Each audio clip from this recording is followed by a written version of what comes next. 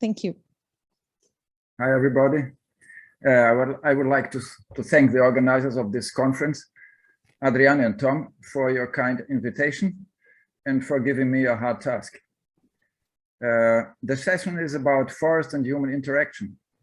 It is impossible for me to talk about this topic without reminding the dramatic moment we are living, reminding our colleagues in Ukraine at war, unimaginable, and what happened to Bruno and Dominic in my country. Remind two extraordinary, courageous, and admirable personalities, deeply involved with forests and people that were brutally murdered. About the topic of this talk, that is forestry, not forest ecology, thus about planting and managing forests. I'm sorry for having more questions than answers. I will explain. In 1986, there was somebody complaining about that we were 50 years behind on native tree planting. This guy was the eminent Brazilian botanist Raulino Reitz. I'm a forester and researcher on forest dynamics working in Brazil for 34 years. During this period, under the Constitution of 1988, we experienced a lot of progress in democracy, human rights, civil rights, social standards, education, environment. In other words, in development, citizenship, civilization, respect, and solidarity. However, during the last couple of years, many of these hard-won achievements have been willfully and cynically destroyed. In many cases, these destructive actions are irreparable, for instance, in the structure of public environment agencies and other agencies, including universities. Irreparable is also deforestation, of course. As you know, the annual deforested area in the Brazilian Amazon increased by a factor of 3 during the last 10 years. So this is the background of my reflections on forestry with native species. They are made from a local and personal point of view. It is not the state-of-the-art report or any type of global analysis. In general, it is common sense in forestry since about 50 years ago to give preference to local species for purpose of wood production, ecological restoration, afforestation of any type and purpose. We now have to acknowledge that this basic rule of responsible forestry has not been yet fulfilled here. In addition, a second commandment of responsible forestry is about natural forest management, is the duty of thoroughly plan and organize harvesting of any type of forest products. In other words, the duty of sustainable management. Owing this name when it works for several or many generations. This is equally unachieved looking at the last 3 decades, at least in Brazil, and at least in a somehow significant amount or percentage of land use and timber production. The key word is fake legal logging. There's an article with this title in Science Advances from 2018 by Pedro Bancarion. So the question is, why did we fail in a country with extraordinary amount and diversity of resources? Land, national forests, tree species, university, a huge economy and population. The paradox is that ecological knowledge about trees and forests exploded in Brazil between, let's say, 1985 and nowadays. However, actions not so much. In the Atlantic forest, that is my working place, the totally uncontrolled industrial timber exploitation during the 1970s and 80s was suddenly banned in 1990. This happened not exactly by conviction, but more in order to provide an air of responsibility and environmental commitment to the federal government during the Rio 92 Conference on Environment and Development. Anyway, the deforestation rates decreased significantly in the following years and decades in the Atlantic forest. Several NGOs, state and federal governments, and the pressure of the public opinion contributed to achievement of really extraordinary initiatives of monitoring, conservation, and restoration. Natural regeneration and regrowth of secondary forests did the rest, providing an increase of carbon stocks and more moderately of biodiversity, an increase of area also, under favorable climate and soil conditions, reported in many publications. In turn, natural forest management, or better, what we see, exploitation or timber mining, has obviously never lost its destructive image and character. So it was definitely banned by legislation in the Atlantic forest in 2006, even in the face of some good reasons for a careful handling, conducting, managing of secondary forests. By the way, the same happened in Australia's coastal forests on public land in the 1990s, and nowadays also on private land.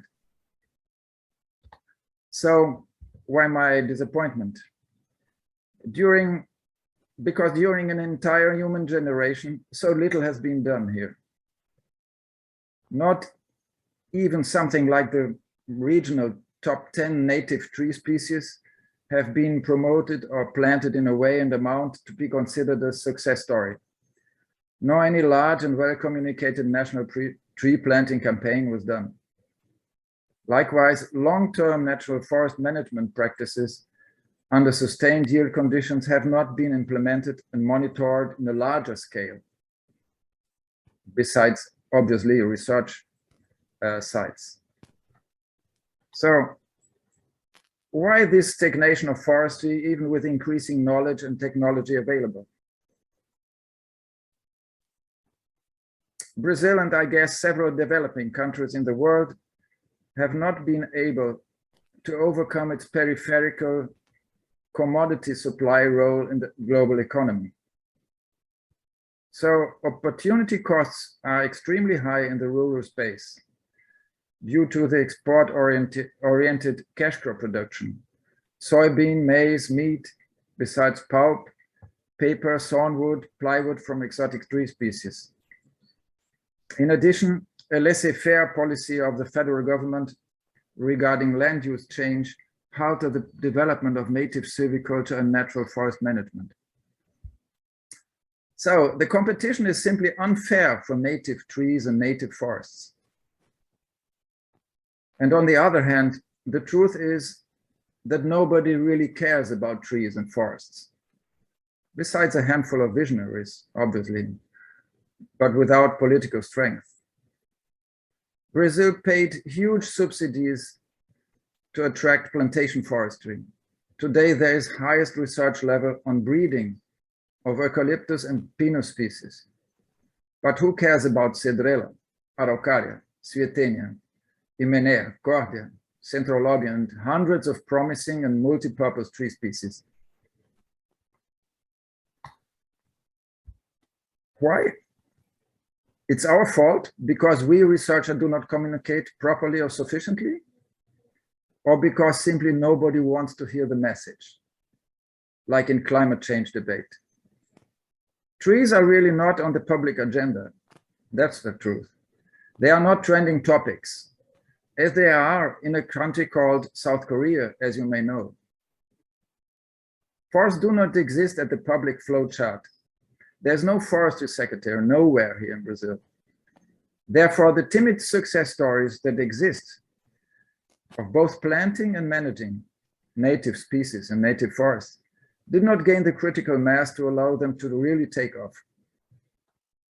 Moreover, they have been discredited during the recent years by a regressive, destructive, trust mining, or at least counterproductive policy on environment and rural development at the federal level, especially, but not only in the Amazonian region. As you understand now, I'm not able to show you impressive pictures or data on native species forestry that show real game changers. The public perception and awareness changed during the last 30 years. Okay, this is true. But it seems to be always about the same history. We provide data that provide information, that provide insights, that provide knowledge, wisdom, sometimes, but needs action. We tried really a lot of actions in our state, but honestly, I don't know how to make actions to take place in the real world, beyond research plots and beyond beautiful words and nice speeches. There's a light at the end of the tunnel, maybe in form of a recent movement called Brazilian Coalition on Climate, Forest and Agriculture, created by big business players, private companies from the agro and forestry sector, and its associations, by some highly respected NGOs like SOS Mata Atlântica and Mapiomas, and the Academy, of course. The coalition intends to face with a consistent concept, climate change, land degradation, and really face the lack of forests, not of short rotation plantations, but forests. I hope the coalition will achieve critical mass soon, as MAP Biomas did in the recent years. Obviously, there are lots of paper. There are great papers. There are so many papers from Brazilian and international authors about restoration, experiences from the last 30 years, commitments, timber stock recovery, restoration in the other Brazilian biomes, the role of agroforestry as a stepping stone in the process of biodiversity conservation. But the message is still the same that was given by Paulino 36 years ago. We are late and it's time for takeoff. Action is needed. Let's stay optimistic. Thank you for your attention.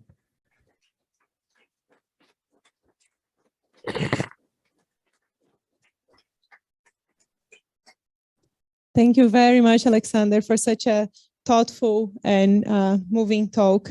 We're now going to be joined by Aida Cuni Sanchez, and we're going to have questions in the end of this session. So I ask you to please add your questions to the Q&A session, Q&A function in Zoom if you have online questions.